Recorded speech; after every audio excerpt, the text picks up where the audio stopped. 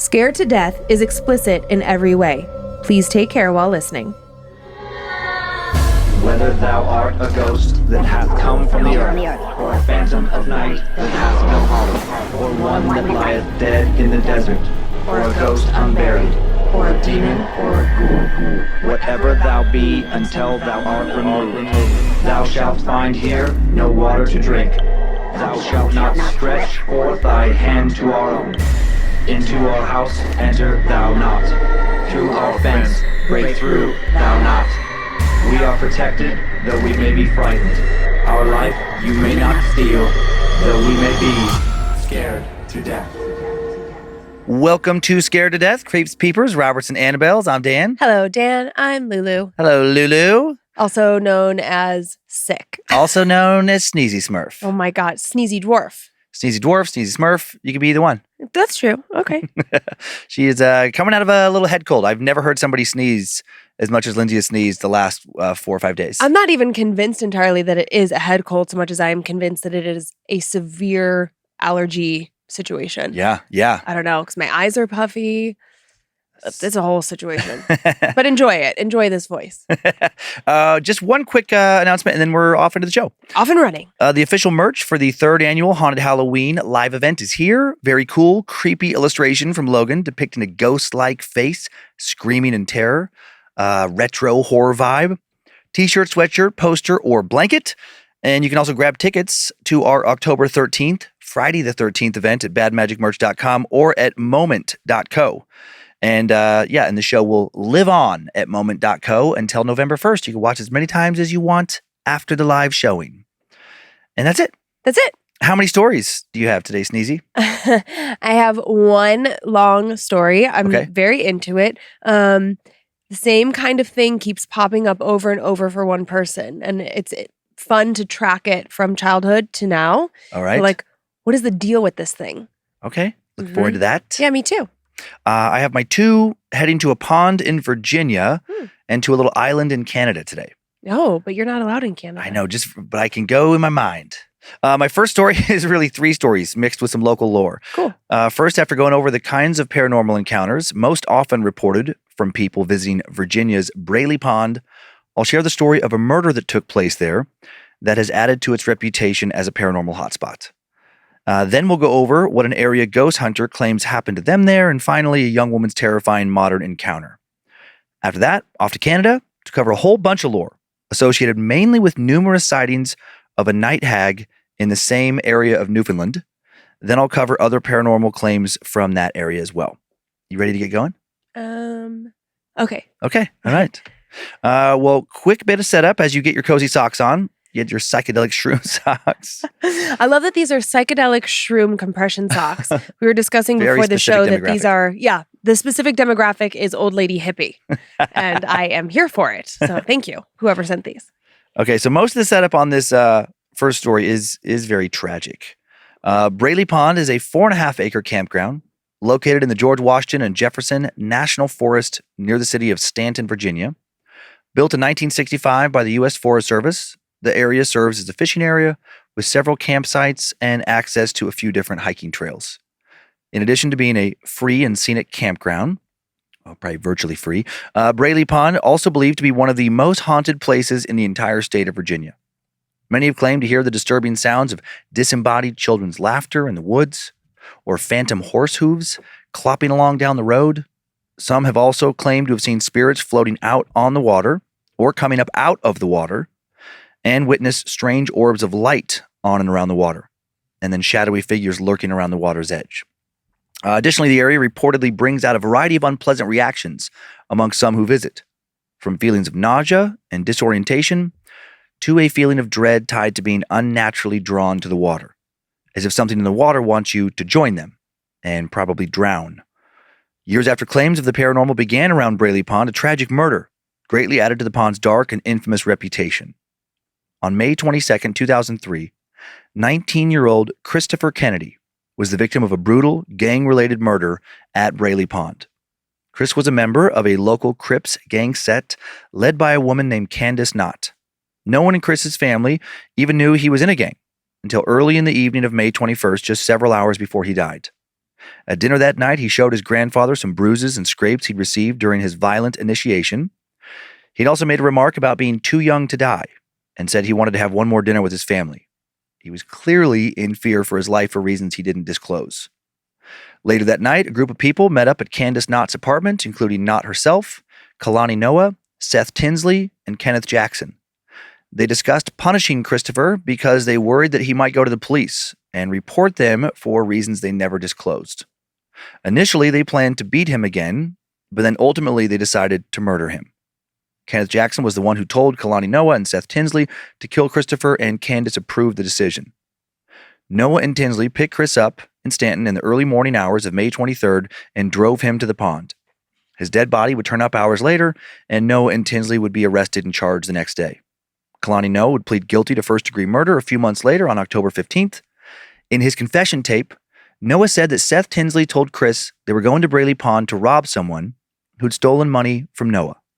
When they arrived, they walked over a wooden bridge, then down a wooden staircase that led to the pond.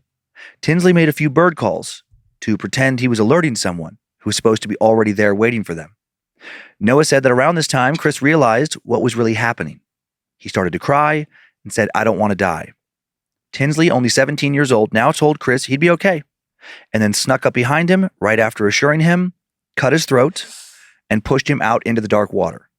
Wounded but far from dead, and with his windpipe still intact to communicate, Chris started thrashing about in the water and screaming out for Noah, begging for him to help him.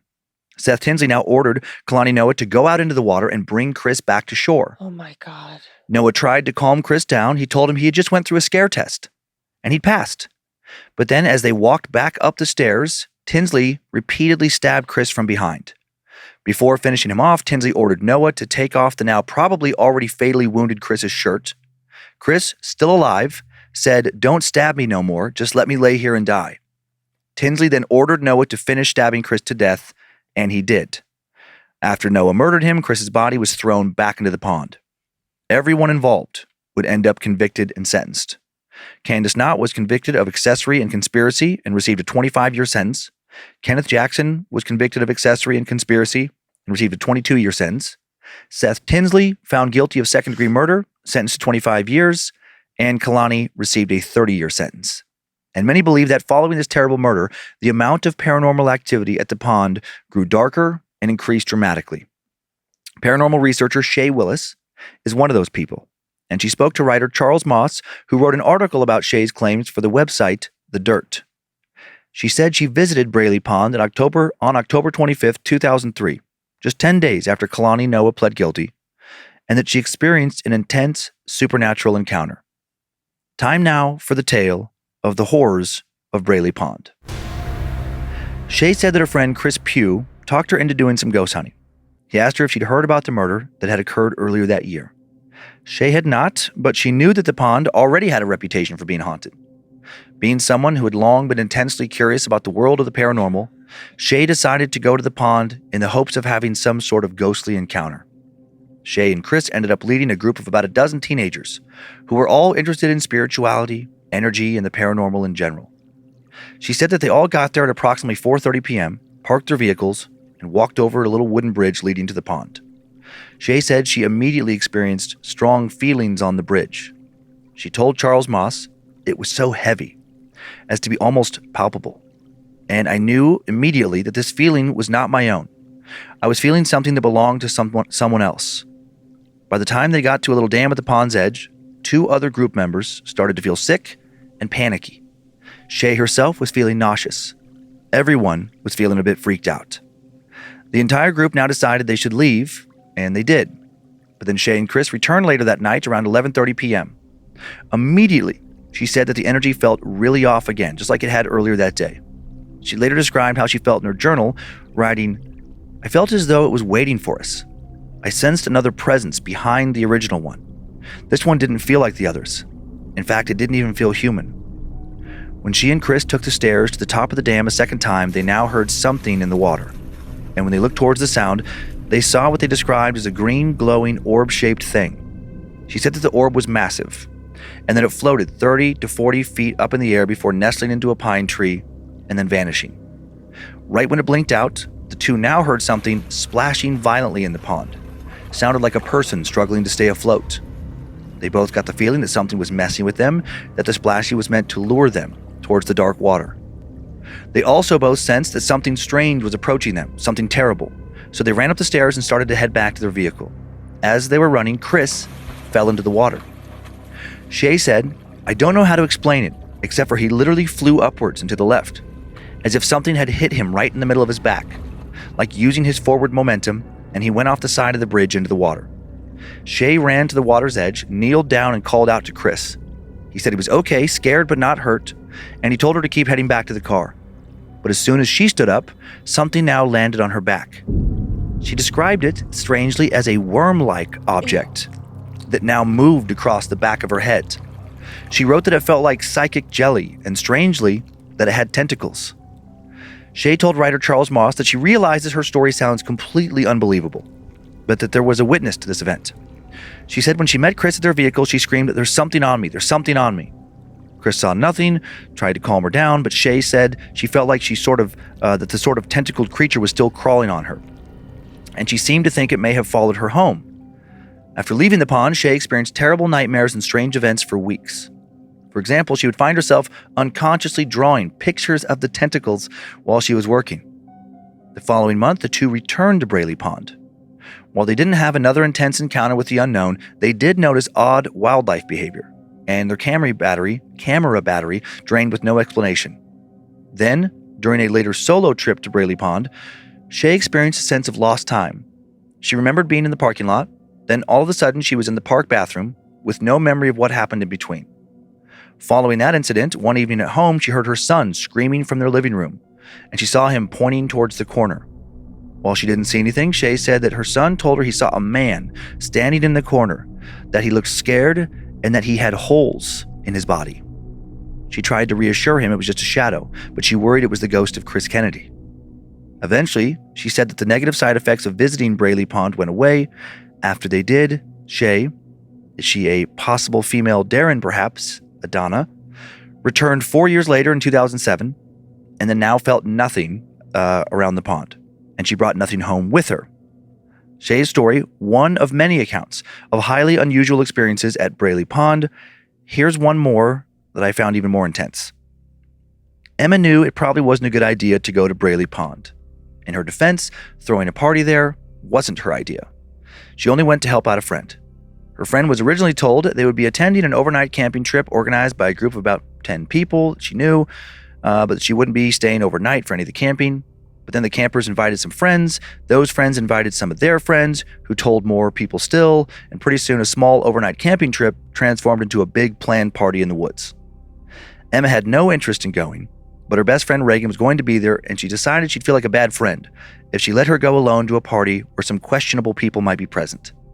Emma and Reagan told the usual lies to their respective parents, that they were going to spend the night at each other's houses. This would allow them to stay out all night without suspicion. Emma regretted her decision to follow Reagan to the party as soon as she got there.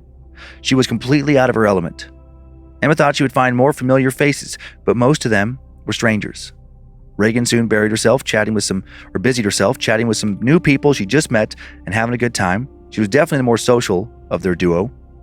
Emma wasn't interested in talking that night, and not just because she could be a bit shy either. Her mood took a sharp downward turn as soon as they got there. She'd been upbeat on the way over, singing in the car with Reagan, telling jokes about who they thought might be at the party. But then as soon as she parked and opened the car door, the whole atmosphere around her changed, bringing a dark cloud over her happy mood. Emma immediately felt irritable and soon more than a little overstimulated. After just a few minutes, she wanted nothing more than just to leave the party. After a few moments of standing around just being annoyed, following Reagan, going to grab a drink, and getting pulled into a conversation with a couple of guys who clearly thought she was cute, she suddenly felt compelled to head towards the water. Emma felt herself being pulled away from the campsite, down the path that led to the pond. She knew the way and could get there without having to think much. She'd been here plenty of times before, just never at night. She was drawn to the water's beauty, the gently moving ripples almost sparkling under the moonlight. At least that's what she thought drew her in at first. Before she knew it, Emma found herself at the bottom of the steps that led to the water's edge. She sat down and rested her head in her hands, staring out at the wide expanse of water in front of her. and then she suddenly felt a bit panicked. She realized that she didn't remember much about the walk over. She had just thought about going to check out the pond, and now she was sitting at the water's edge. That was concerning, but she hadn't had anything to drink besides the water that she had brought, and she hadn't even drank any of that since she'd pulled up to the party. That thought made her suddenly worry about Reagan. She should really go back. She thought Reagan didn't know those guys. Neither did she. They might actually put something in her drink. But she really didn't want to stand up. She wanted to just stay right where she was, where it was quiet, where it was so peaceful. She turned her eyes away from the water when she thought about Reagan, and almost immediately felt the need to turn back around and look at it. She did exactly that, enjoying the calm that washed over her as she stared out over the dark water. I should go swimming, Emma thought. Or did she actually think that? The thought had clearly entered her mind, but she also knew that she would normally never want to do that. She knew better than to get into a large pond at night with no one watching. But now that was exactly what she wanted to do. It was like she was drunk or high, but she was 100% sober. Now she suddenly wanted to jump in the water and swim around for as long as she could. Just swim and swim and swim around and across until she couldn't swim any farther. And then she would just float and let the calm water carry her. But what if she couldn't float? What if she drowned? What if she started to slip under the water and no one from the party could hear her cries for help? Maybe I should just touch the water instead, Emma thought, still not fully understanding this sudden obsession she had with the pond, while at the same time feeling an intense need to listen to the thoughts running through her mind. Compelled by those thoughts, Emma leaned forward and reached her hand out towards the water, feeling the coolness brush her fingertips before she stuck her hand in deeper. It was so cool, so peaceful. Maybe she should get in and go for a swim. She was about to stand up and start taking off her clothes when she gasped and jerked away. Something had just brushed against her wrist. Before she could even begin to process what may have just touched her, she felt a strong push against the middle of her back, and the force had her tumbling straight into the water. And the water was anything but peaceful as she plunged down into the darkness. Her survival instincts now thankfully kicked in. She tried swimming back towards the stairs, towards the surface, kicking her legs, moving her arms, but she wasn't getting any closer to the surface of the water where she had just been pushed in. Despite being a strong swimmer and giving it her all, she was sinking. She continued to kick with all her strength, but she just couldn't make it back to the surface of the water. She was terrified. She was waiting for something to appear before her in the water at any moment, something horrifying. She was getting dangerously tired. She continued to kick and thrust her body with all her might, but still couldn't make it back up for air. Right when she started to think that there was a real good chance she was about to die, Emma's flailing hand brushed against another. She felt the fingers, the palm, the wrist, then the arm. She grabbed hold and now felt the sensation of being pulled up and out of the water. The next thing she knew, she was back on the stairs, dripping wet and gasping for air. She looked all around for the person who had just saved her, but she was completely alone. Not another soul in sight. Instead of lingering by the dark water any longer and risking being pushed back in, she scrambled up the stairs as fast as she could. Then she made her way back across the bridge, back to the party where Reagan spotted her soaking wet form trudging towards her car. Reagan and several others ran over to her, asked her what the hell had happened. Emma wasn't sure what to say, so she told a version of the truth, that she fell into the water. She didn't include any talk of what she thought was in that water, and she didn't share any of the strange, intrusive thoughts she'd been having. She didn't want to share any details about what had really happened because she didn't actually know what had really happened. And now Emma still wonders who or what pushed her into the water and who or what saved her. Interesting. Mm-hmm. I bet it's that guy. Mm-hmm. That's so sad. That was such a sad start to the story. I know. Yeah. Ugh. So young. All of them so young. So young. Oof. Yeah. I have some pictures. Okay. This first one, a picture of Braley Pond Campground.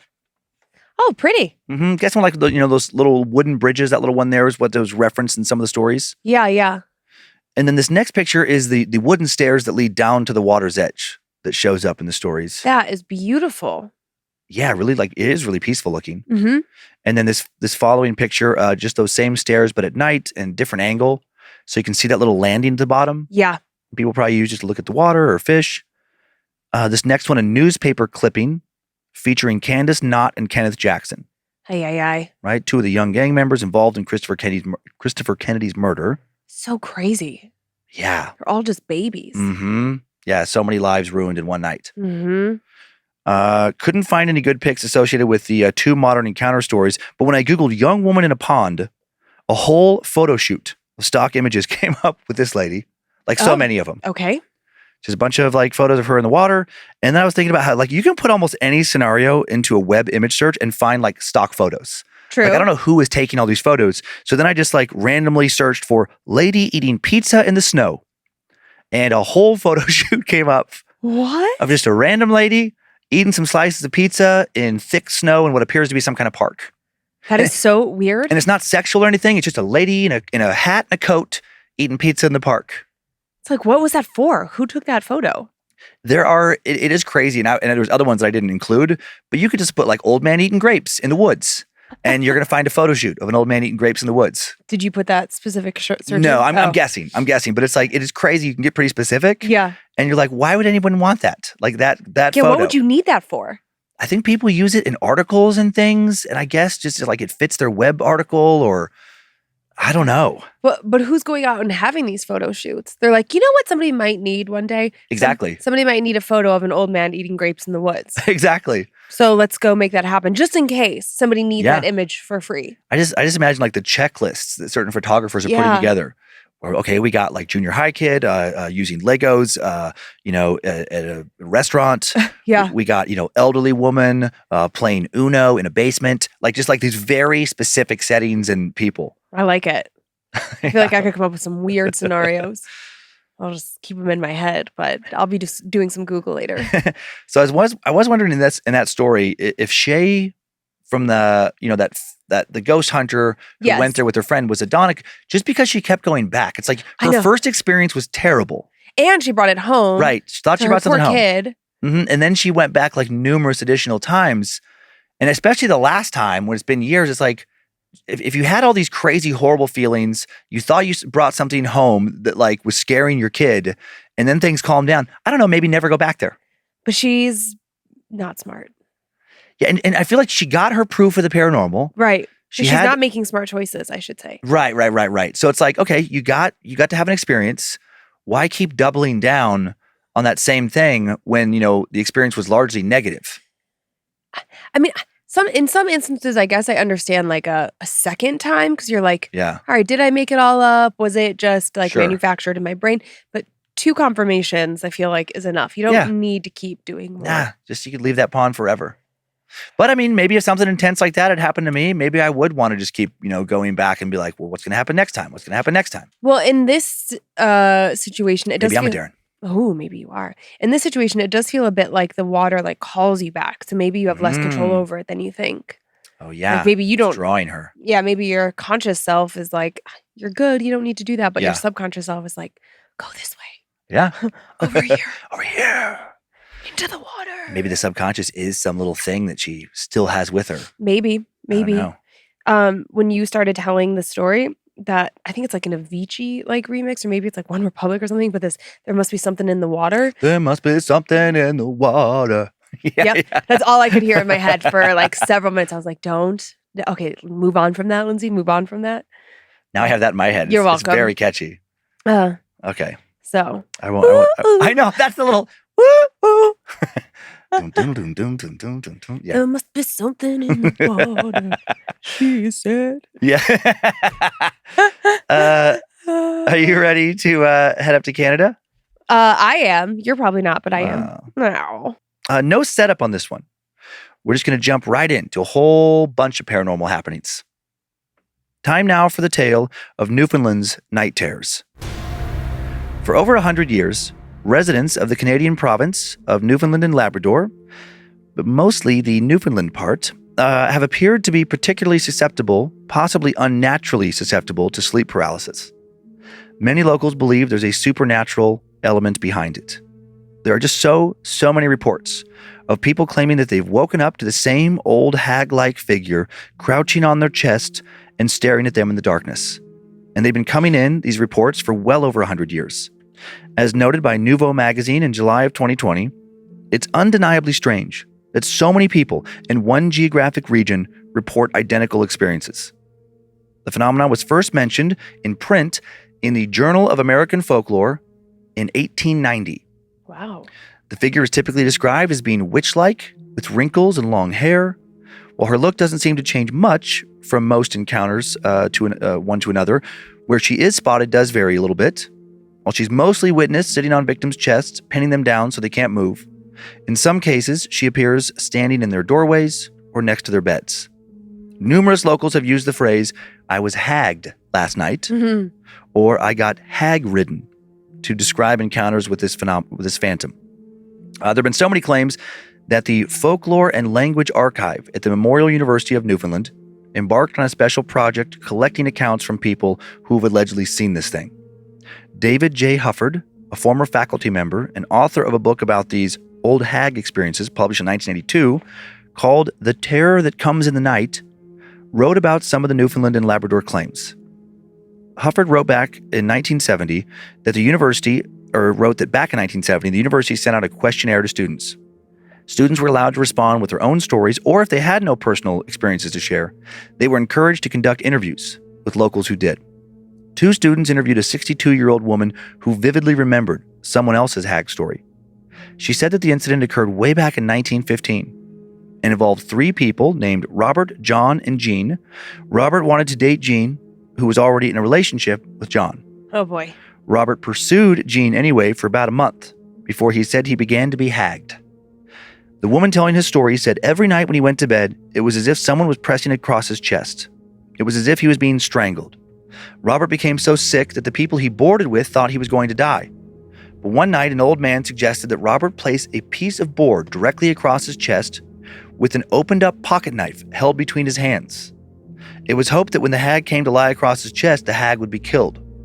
However, in the morning when Robert got up, he found that the knife was sticking into the piece of board. If not for the board, Robert felt he would have been stabbed to death. Perhaps because the hag thought he had killed Robert, it never came back again, though. Robert said that the hag looked like a human.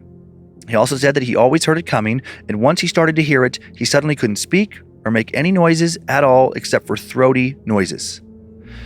He also said that once the hag climbed on top of him, he could no longer breathe. Robert believed that the hag could be summoned like a demon, and he believed that John, the man his love interest was dating, was the man who summoned it and directed it towards him. He said he heard that the way to summon the entity was to say the Lord's Prayer backwards, and the only way to avoid the hag was to draw blood using the Word of God and to keep a light on in the bedroom. Local folklorist Dale Jarvis spoke with Nouveau magazine again in the summer of 2020, and said that when locals are asked about ghost encounters, they typically claim they don't believe in the supernatural, yet those same people often eager to share their stories about the hag. Several other media outlets posted encounter stories about the hag. Writer Haley Freak wrote about her, or Freaky, possibly, wrote about her grandmother's encounter with the hag in an article for the Muse in October of 2019. Writing, "My Nan explained her experience to me as a woman with long dark hair, pinning her down, preventing her from being able to move her limbs and not being able to scream." Pasha Mala, a writer for the media outlet The Walrus, interviewed a woman named Carolyn Gill back in the fall of 2010 who claimed she had multiple encounters with the hag. Carolyn described one particularly disturbing incident, saying, "A woman was crawling across the floor and up onto my bed. I could actually feel the mattress shift under her weight, but I couldn't move. I couldn't do anything. She got on top of my chest and started to strangle me. That's when I got a good look at her face, and it was me." One of the rare encounters where the entity does not take the shape of an old witch-like woman. I imagine Carolyn would have preferred seeing that old witch than to seeing herself. The epicenter of all this Newfoundland hag activity seems to be a place called Bell Island. Bell Island, part of the province of Newfoundland and Labrador, is the largest island in Conception Bay, home to just over 2,000 people. Europeans first came to the island way back in the 16th century, and the first permanent settlement was established in the early 18th century. Bell Island is home to an old lighthouse, iron ore mines, and years of folklore and history. From 1895 to 1966, a large iron ore mine was the primary industry on the island, and briefly the area was actually one of the most important iron ore producers in the world. Over 12,000 people lived on the island when the mines were most active, 6 times its current population. And many of those people, at least in the last few decades of mining, apparently were terrorized by the same entity. Hag phenomena became so common on Bell Island that the specter began to be called the Bell Island Hag. Henry Crane, the chairperson of Tourism Belle Island, spoke with a reporter for the CBC in 2016 and explained that the hag's origin story takes place shortly before World War II. German sailors who were transporting iron ore back to Europe would come ashore on Belle Island not just for work, but also to dance and drink and flirt with many of the local young women. One of the girls who caught some of the sailors' attention was a servant for a wealthy family on the island.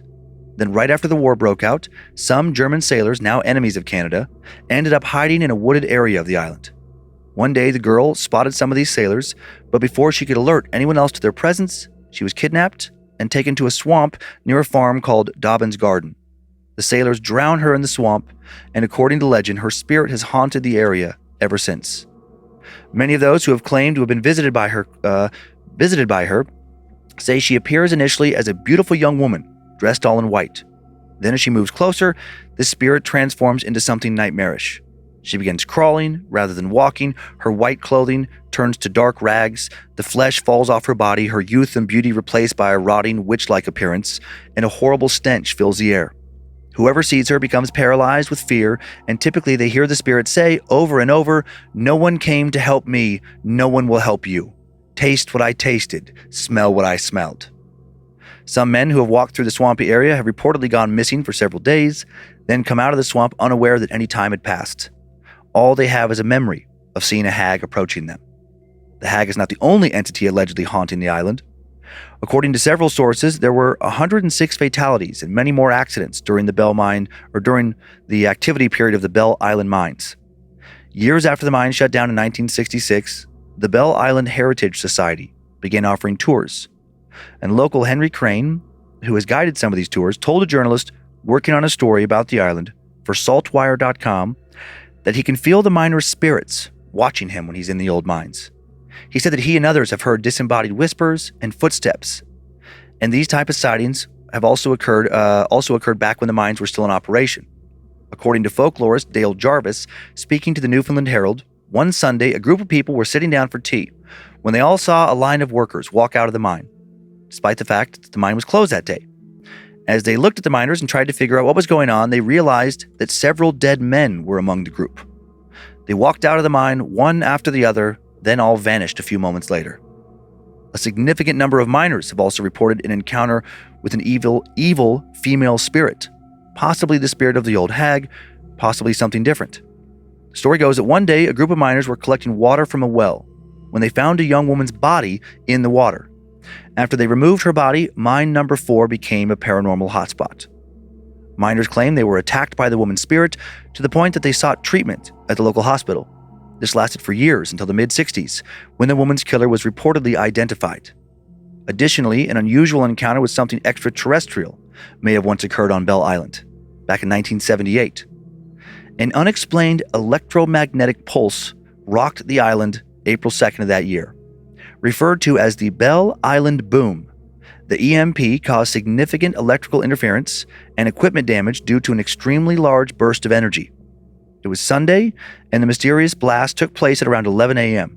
A huge bang was heard on Belle Island, loud enough that people heard it over 60 miles away. The energy shook buildings, even killed some pets, livestock, and wild animals. There were numerous reports of damaged wiring and damaged appliances. The epicenter of the explosion occurred somewhere on the Bickford farm near Lance Cove. 12-year-old local Darren Bickford would claim that he was out riding his bike when he saw 2 spheres flying through the air moments before the bang. News outlets, including the Newfoundland Herald, published his account.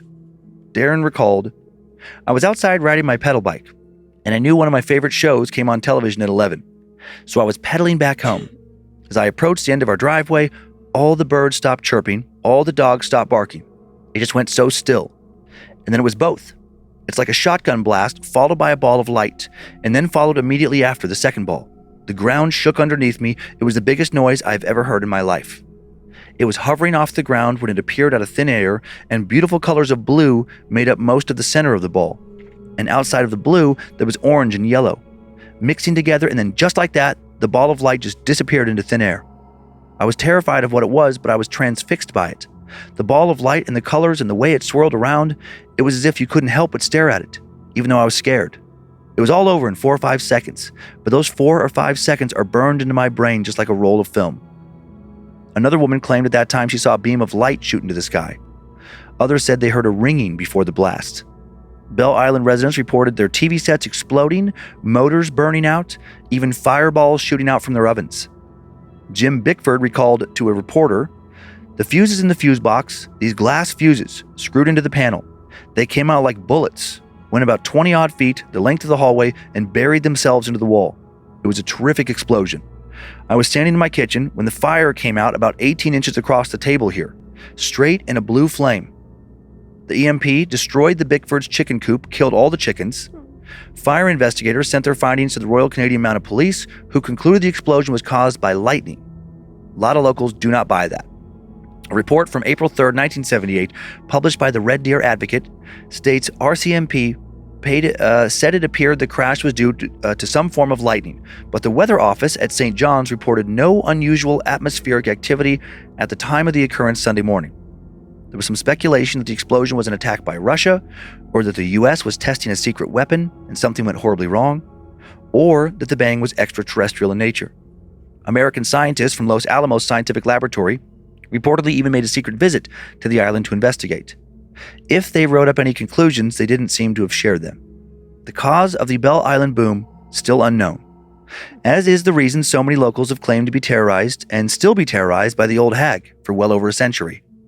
Two enduring mysteries in an area seemingly loaded with all kinds of paranormal activity.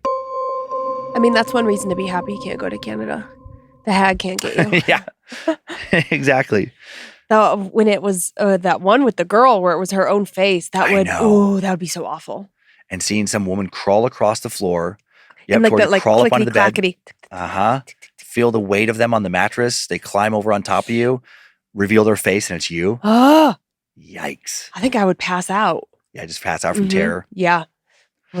Before sharing any of the pics, I just want to say that I have no idea what this one guy meant when he said that you draw blood. I think it was Robert.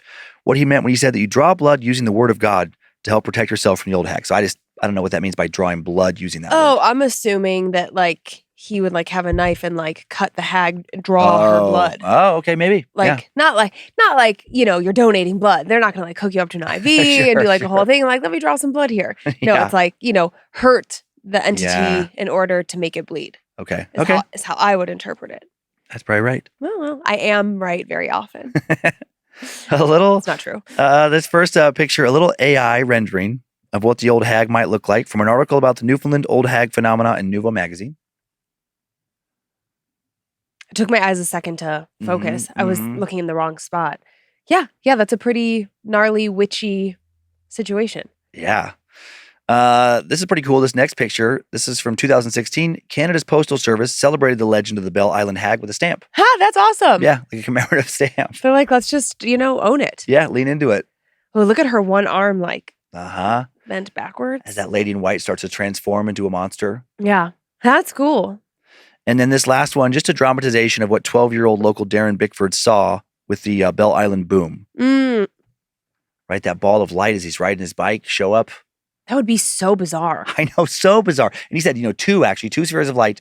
But yeah, how weird. You're just a little kid riding your bike, see these like giant orbs of light with all these twirling colors inside of them, and then they shoot off into the sky. And as that's happening, you feel like this earthquake, kind of sensation. Yeah. And then find out that electrical damage was, occurred all around the island, and just just weird.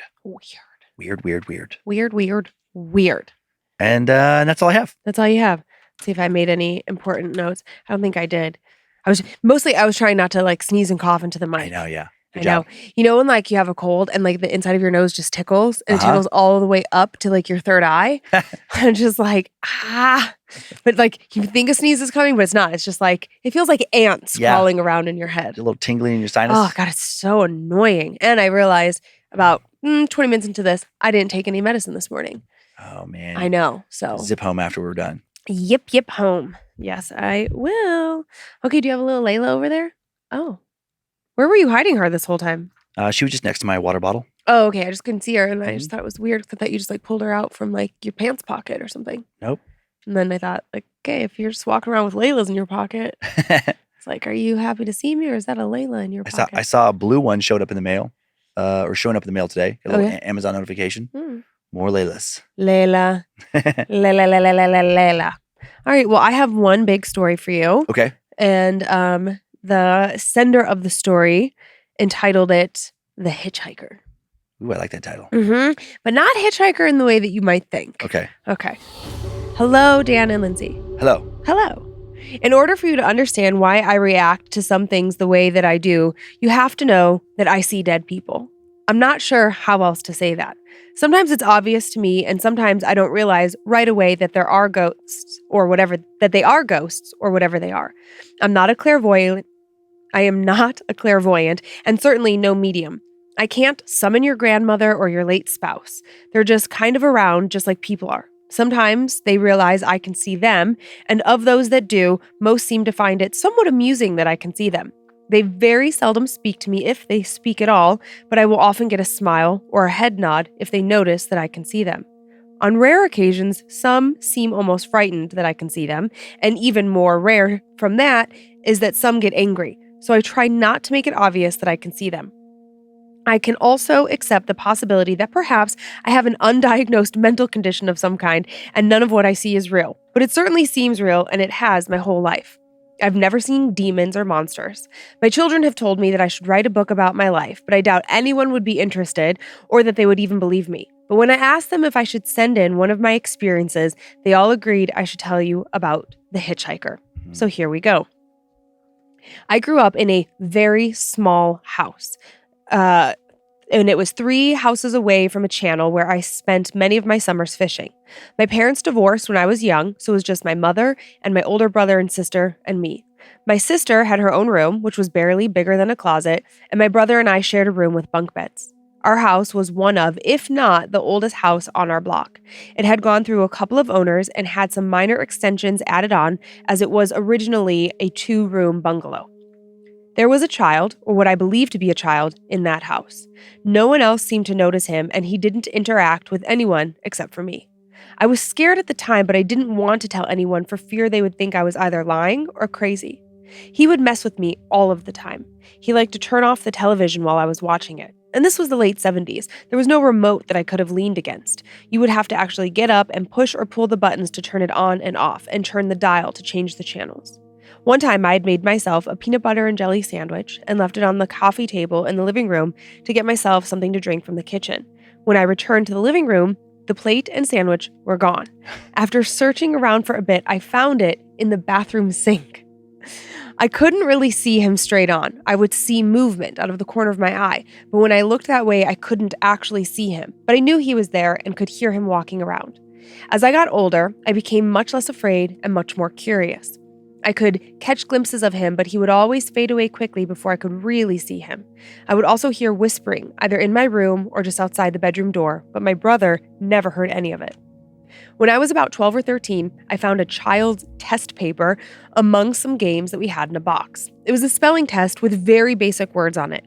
It had a star drawn on it and the words "very good" written across the top. None of us knew where this test paper had come from. Things seemed to turn up a notch from that moment on. There was a lot more whispering, a lot more walking around, sometimes running footsteps now, and my things were constantly being moved around. One night, I'd gotten up to use the bathroom, and he was standing in the living room, just outside my bedroom door, watching me. I didn't even realize it was him at first. I had just woken up and was wondering who the little kid standing in the living room was. He looked to be about 6 or 7, dirty blonde hair, bluish gray eyes. He looked up at me and seemed surprised that I was looking at him. I wanted to talk to him and find out what he wanted and why he was there, but I really had to go to the bathroom. I turned in the direction of the bathroom and was going to tell him to just wait for me, but when I looked back, he was gone, just like that. The next day, I looked for the test paper, but now that was gone as well. Just like when it appeared, nobody knew what had happened to it.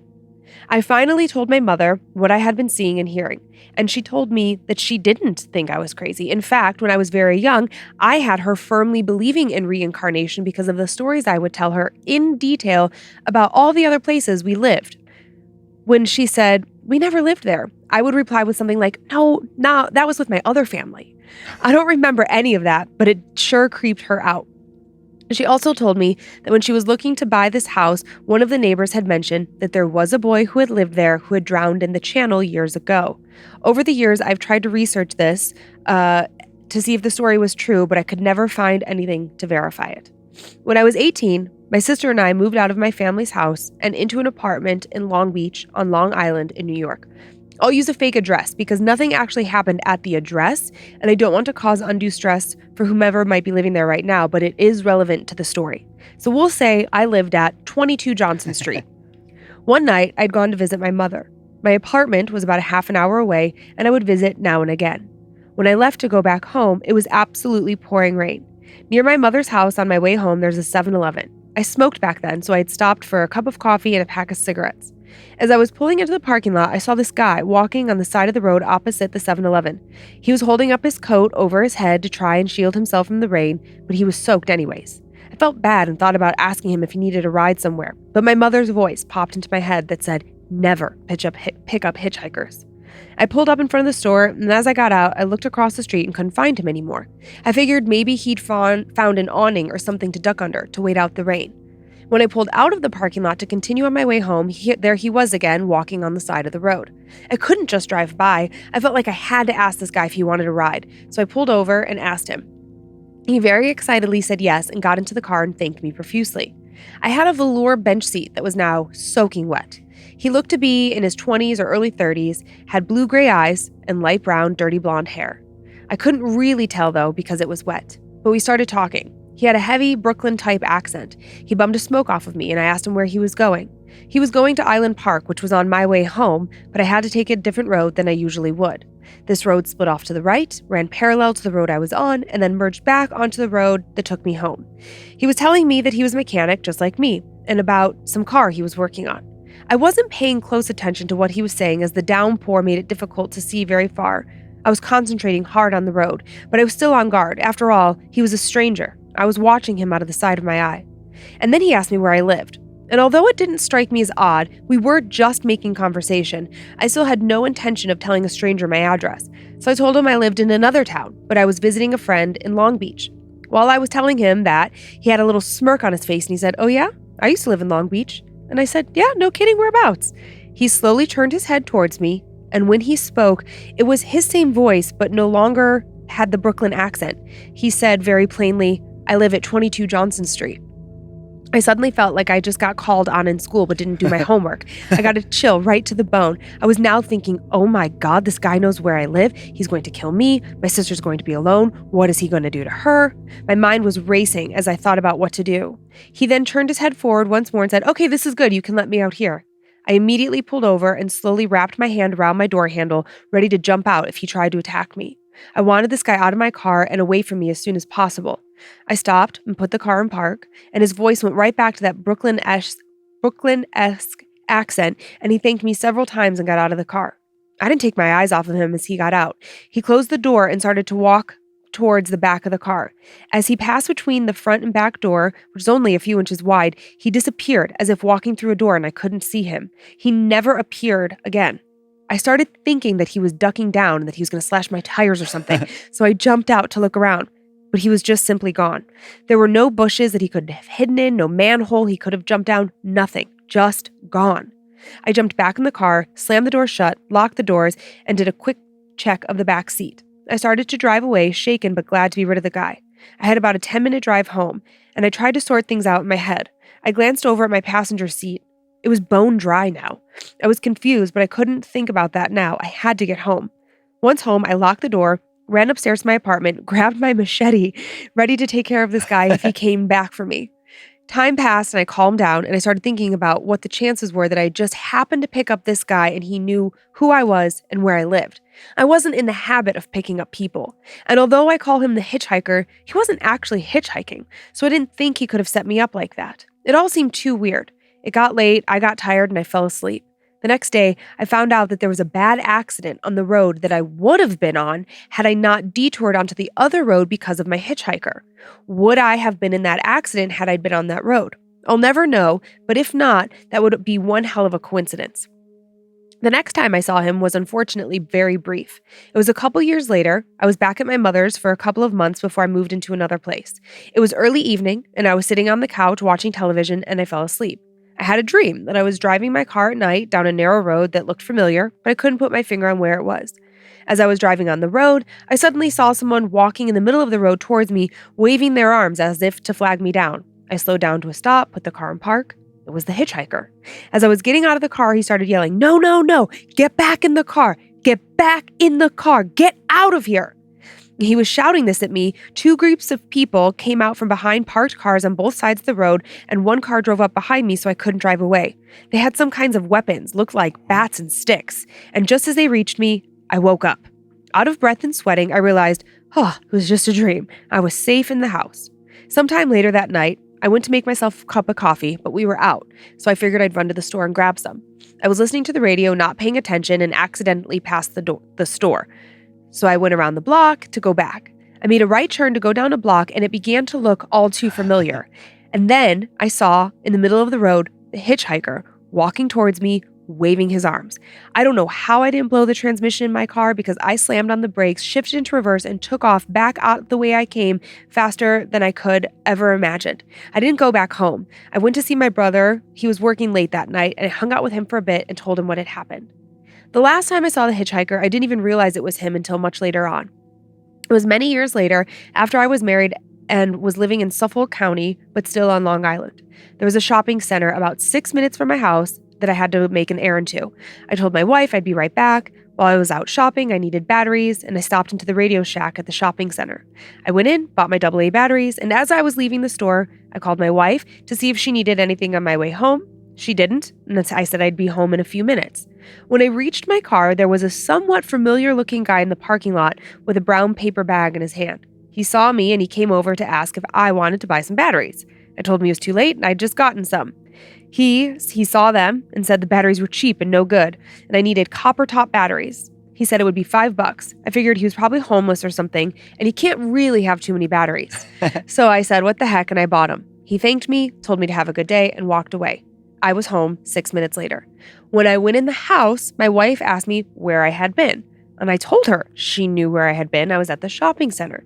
She said, yep, I know that. But that when I called her and said I'd be home in a few minutes, it had been 2 hours since then. I looked at the clock, and to my shock, it was in fact 2 hours later. And that's when it suddenly dawned on me. The guy with the batteries was the hitchhiker.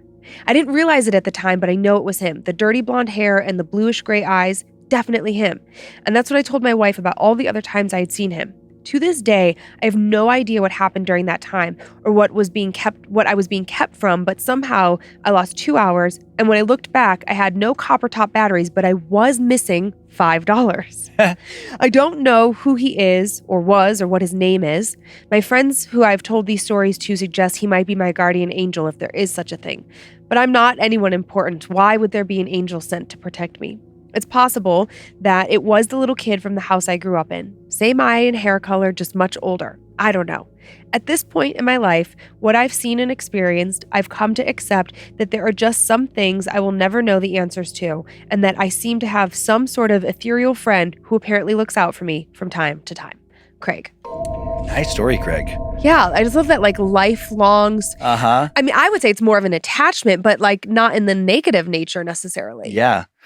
Yeah. Before he said that at the end, I was like, was it the same spirit? Is it from the house? As a kid, I'm like, and he acknowledged that. Yeah. But then my mind went to a variety of places where first, some type of guardian angel, some spirits. Yeah. And then when he was saying but why me? I'm not somebody important. Then my mind went to Matrix-y places, almost like the Terminator franchise where they have to go back and save Sarah Connor to make sure that John Connor is going to be around for the revolution. And I just thought about even if you're not doing anything that you think is world changing or whatever, I think about that butterfly effect. Yes. Or also just a descendant where it's what if, so then my mind went to time traveler where it's some type of time traveling thing where this we have to keep this person alive so that they can marry so-and-so and have this kid that will have that kid that will have that kid. And then that person is going to change the world. Or, domino effect. Yeah, exactly. Yeah. Yeah. I didn't even think about that. I just thought it was so cool that this thing I think it is the same thing and it like has stuck with him, but we don't often hear about spirits aging. That's what kind of like threw me. Oh, yeah. Is that like at first it was like some like little kid and then over the years it shifts and grows with him.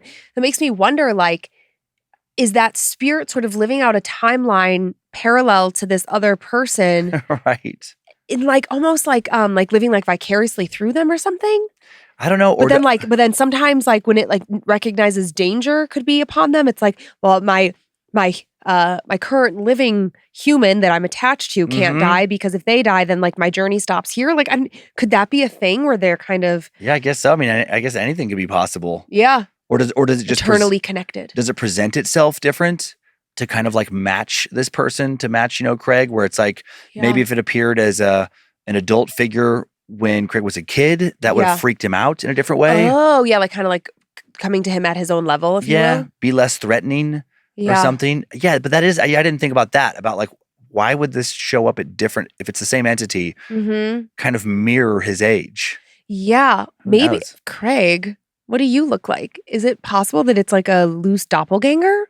Because that's the only character, that's the only like entity that I can think of that oftentimes really changes.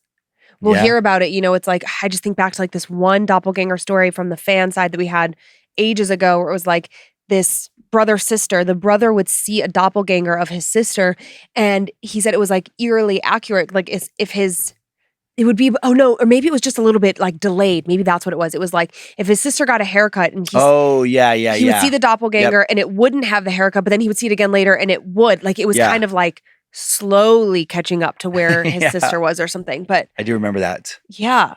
I don't know. My favorite part of that story was when he had that weird dream where going down the road. Yeah, the hitchhiker pops out, like, get out of here, get out of here. Yeah. And then there's these people with like sticks and like whatever, like weapons. Yeah, yeah. And I'm like, what? I mean, it felt like a dream before he said like he would, but then how that came back is when he like went to the, going to go to the store, I believe. Yeah, he was going to the market to get some coffee. Yep. And then all of a sudden, like, wait a minute, like drives by it, distracted, drives around behind it. Right. And then he's like, this looks familiar, that whole like deja vu. And then that entity comes back out and like waves him like, get out of here. Yeah.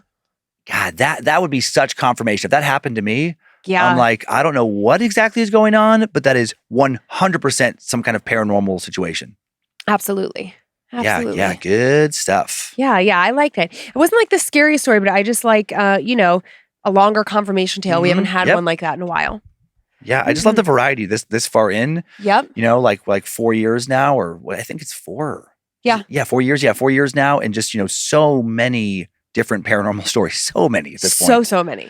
And there's still constantly ones where I'm like, oh, I hadn't thought of that angle, or that's a unique twist, or that's different. Yeah. Mm-hmm. Do you want to do some shout outs? I do. Do you want me to start or do you want to start? Oh, you can go first. Sure. Okay. I'd like to thank the following Annabelles for supporting us on Patreon. Philip Banfield. I was going to say Tasha, but it's Tasia. I think it's Tasha. So probably Tasha or Tasia and Gabrielle. Heather Robinson. Marty Church. I feel confident about that one. Uriel Bojorquez. Or Bojorquez, yeah, I think. Kali Martinez, Michelle and Megan, Brandon Stout, Stink Butt Fart Blossom, Karen, and then Carolyn Ward. It's a tough time to be a Karen, I know. It's a really tough time. I'd like to thank the following Annabelles for their support on Patreon and allowing us to donate to Camp Maury this month. Yeah. Brooke Cox, Katarina Lee, Pixie, Wiccan 31576. I don't know what that number relates to. I don't know if there's like I don't either. An order of when you get sworn in as a Wiccan. Some kind of numerology thing. I don't know. Yeah. I love numerology. Catherine DeBolt, Blame Tengu, Holly Renee, Trisha Sorada, April Rose, and Ashley Hill. I wonder how much Brooke Cox got teased growing up. I know, I thought about that. And her name is so close to Broke Cox. I know. You thought of that too? Yep. I was like, oh, you poor thing. Oh, she heard so many variations of like, are you breaking Cox, Broke Cox? Yep. Yeah. Do you have a brick cock? Like, it's endless. Yep. It's endless. Did I ever tell you about a girl I went to school with before you do your spoopy shout outs? Her name was Piper Cox. Oh. And you can just imagine the variations there. Yep. Yep. Poor kid. Yep. Well, I would like to do the following spoopy shout outs to Evangeline from your mom, Elizabeth. Happy birthday. To Ashley from Michaela. Happy Dirty 30. You deserve all the love and crab ragoons you can handle. Love you forever. To Nathan from Maddie. I love sharing each episode with you. Happy birthday and happy 1 year. To you, this is so sweet. Yeah, to Dan, the hottest, hardest father daddy dripping in olive oil, who started this incredible, diverse, and loving Bad Magic community. From Brandon, happy 7 years of Time Suck. I only remember because my first episode was the day before my birthday. So also, happy birthday to me. Oh, thanks, Brandon. Okay, and then we have a very special spoopy shout out. Now, we got an email from fan Eileen. Her and her husband, she is pregnant and they're expecting their first child. And they sent me their, you know, your report when you go for your sonogram. Yeah. The gender reveal. So they asked us if, me. Okay. Because I didn't tell you either because I didn't want to ruin it. Sure. If we would do their gender reveal for them. All right. Are you so I looked into all the the things that you can like fire off. And then I was like, I'm not cleaning up confetti in here. So I'm going to reveal it by showing you a Layla, and the color of the Layla correlates to the gender of your baby. So what color is a boy? What color is a girl? Well, what do you think, traditionally speaking? Traditionally, I would say that it's a blue Layla would be a boy and a pink Layla would be a girl. Okay. Do you want to vote on you don't know Eileen, you don't know David. Do you want to vote on what you hope it is? I'll just say gut feet. Well, now I saw. Oh, you saw? I'm not going to say because I was guessing. I was wrong. Oh, okay. I was wrong. Dun, dun, dun. Ready? Yeah. Dun, dun, dun, dun, dun, dun. You're having a boy! And your baby is healthy. I read all the results. Did that thing show up today? I ordered one because I couldn't remember if we had a blue one at the studio. But that's why we had a blue one coming. We do have a blue one, yes. But just in case, because I was like, oh no, what if we don't have a blue one? I wanted to have a blue and pink one, but you guys, I still don't have a pink Layla. I know they exist, but I don't have one. So I love it. Before you showed that blue one, I went into a little rabbit hole in my head just real quick of okay, when you're asked what do you feel? And I'm like, okay, I'm gonna try and feel some kind of energy. And I'm like, it's a girl. I can feel it's a girl. It's my psychic powers. And then immediately blue. I'm like, oh yeah, that's right. I don't have any powers. I don't know if any. Yeah. If you were let's help them pick a name. Now pretend we don't have Kyler and Monroe, and you got to name kids all over again. What would you name a boy and what would you name a girl? You get one name each. Ooh, man, I haven't thought for a long time about favorite names. Because I don't really have a consistent one. What's a really cool, there's so many cool boy ones. For some reason, I don't know why it just popped in my head. Jake is a name I like.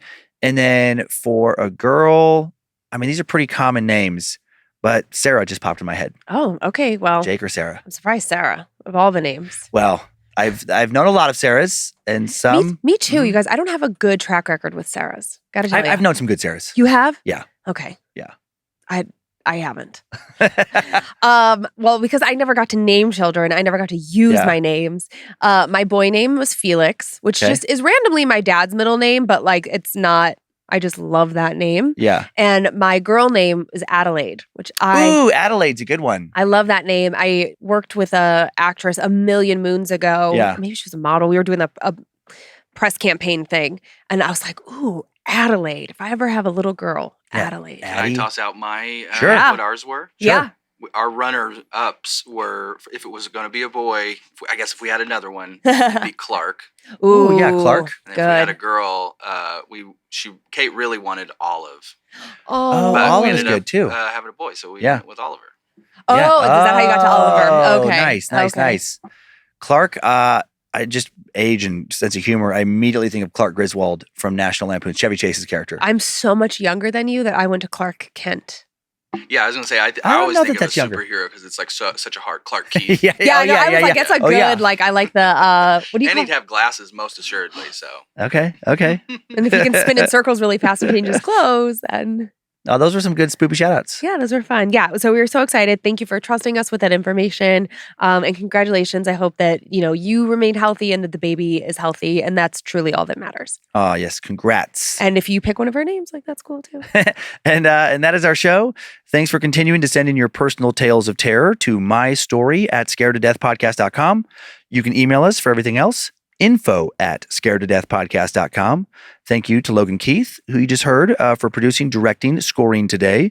Thanks to Heather Rylander for organizing the My Story emails, to book editor Drew Atana for polishing and preparing listener stories for book number 5, and thanks to producer Olivia Lee for finding the stories I told this week. If you would like to listen and watch, please subscribe to Bad Magic Productions on YouTube and check out the set. Follow us on Facebook and Instagram if you want pictures that accompany episodes at Scared to Death Podcasts, and we're on TikTok with the same handle. We also have a private Facebook group, Creeps and Peepers, that continues to grow. Lots of horror lovers in there.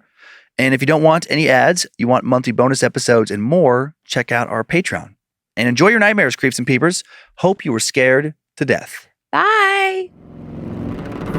If spirits threaten me in this place, fight water by water and fire by fire. Banish their souls into nothingness and remove their powers until the last trace. Let these evil beings flee through time and space. Evil may pass through, but hath no home here within, scared to death.